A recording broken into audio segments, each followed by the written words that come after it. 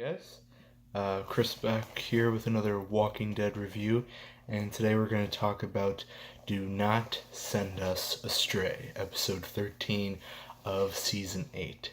So, Do Not Send Us Astray officially leads to the battle for the hilltop, which is a battle that I've been certainly waiting to see come to life on the show for a while now, and sort of been building up to that for a couple of episodes, but that's sort of where we're leading to in this episode. So Simon and the Saviors, without the support of Negan, go to the hilltop to set a trap that was designed by Negan to sort of infect the certain members of the hilltop.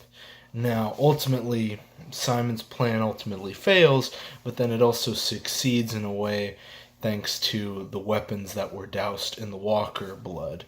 It turns some of the people in the hilltop, and it ends up killing several of its members. But it also leads to a great deal of hope by Sadiq's new position and some of the Saviors choosing to stay behind instead of run off with the other half that Henry let loose towards the end of the episode.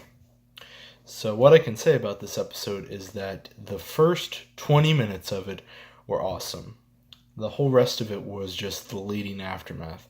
And I think this was mainly the problem of the episode, but also I think where it succeeded.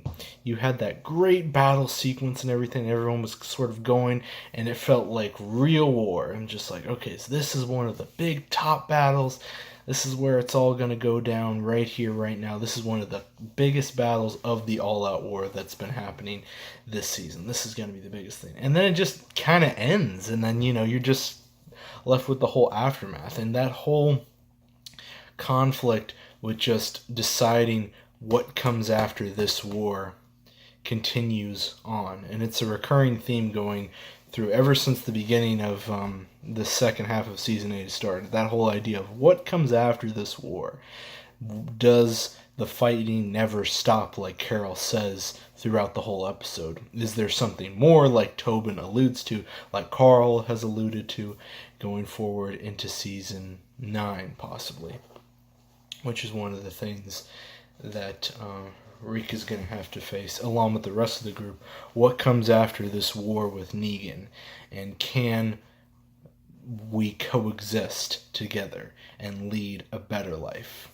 Now, in the comics, there is a definite answer to that.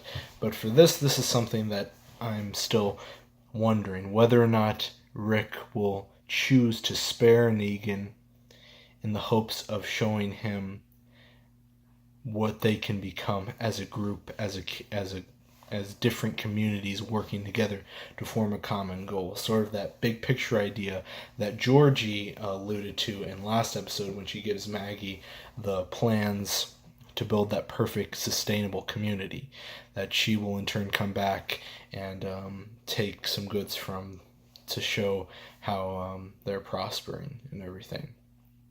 So interesting stuff going into this episode. That idea still looms, and in the next 3 episodes, Rick is going to have to, I think, ultimately make a choice on whether or not he stands for that. So it seems that next week's episode is all about just hunting the Saviors for the most part, and Jadis ultimately taking her revenge against Negan. But I don't think she'll kill her. I mean, it would just seem stupid if she did, because, I mean, that would just be the waste of a good character and all that. So, I mean, I think ultimately by the end of this season, this all-out war story will definitely resolve itself, but whether or not Rick will kill Negan, that seems a little bit hazy to me. I mean, I don't think that he will, but on the off chance he does, just because Walking Dead has thrown us some curveballs just in terms of just sticking to the comics, because killing Carl, I had not seen that coming at all, but I mean, that's a big digression from the comics, so I mean, it's anyone's game. I mean, really anyone could die at this point, seeing as how they handled Carl, so that's just something you have to look forward to. But as far as upcoming reviews, I will try and do Ready Player One in the next couple weeks. I was not able to get a screening for it this time, but I will maybe be able to do it in a couple weeks. Also thinking about doing an MCU review in honor of Infinity War, breaking them into the phases, do a Phase 1 review, and then do a Marvel Phase 2 review. Maybe not a Phase 3 review just because Phase 3 is still going on, and I've done most of the Phase 3 movies already. So maybe a Marvel Phase 1 and Phase 2 review, and possibly a Captain America Civil War review. We will see. But look out for those coming soon.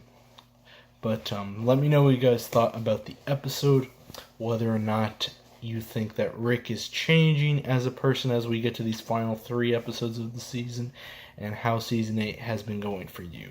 For me, it's sort of been a mixture and wishy-washy, just because of the amount of good episodes that we've had, the amount of slow episodes that we've had, and then there's that whole Carl curveball thing, which sort of kind of left a bad taste in my mouth. But let me know what you guys thought about the episode. And we are 3 episodes out after this.